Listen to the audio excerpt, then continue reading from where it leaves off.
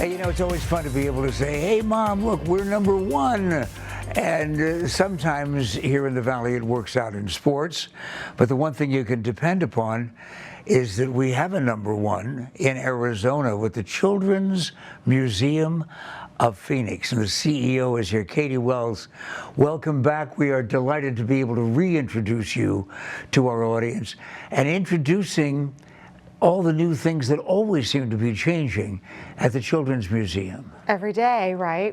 Kids change, we change, keeping up with the times. And where is it so that everybody who just got here from Fargo can find it when they look like within the next few days? Sure. Well, we're right on the edge of the downtown Phoenix at 7th Street and Van Buren in the beautiful historic Monroe School.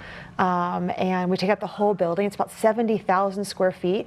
So we're one of the largest children's museums in the entire country.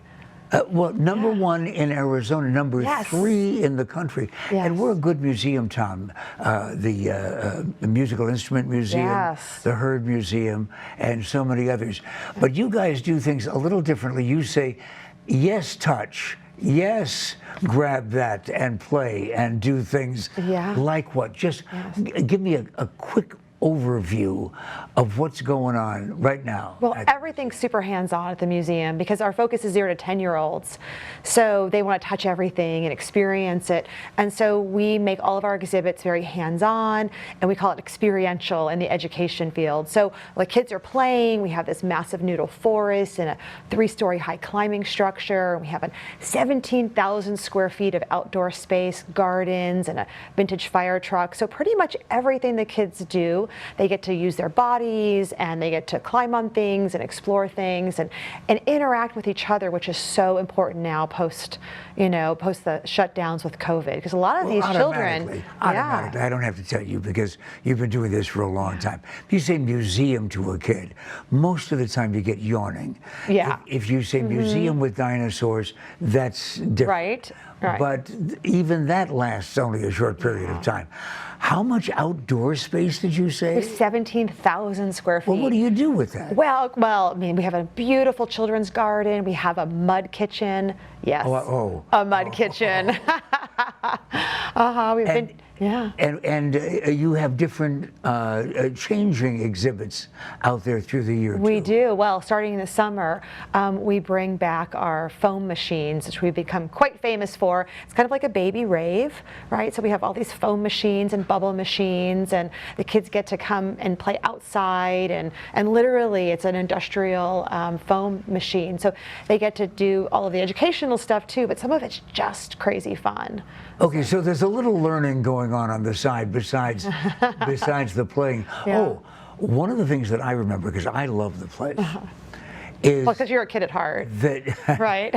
it's learning to go through the grocery store system of picking out an item and then paying for it with the cashier. You still have? Oh, absolutely. That actually per square foot is our most popular of all of our exhibits. A kid gets to do this. Oh yeah, they get to play all the roles, and there's big rice and pasta pits where they get to kind of, touch and feel, and we have pretend bread from cultures all over the world, and all the kinds of groceries they see at the grocery store and at home.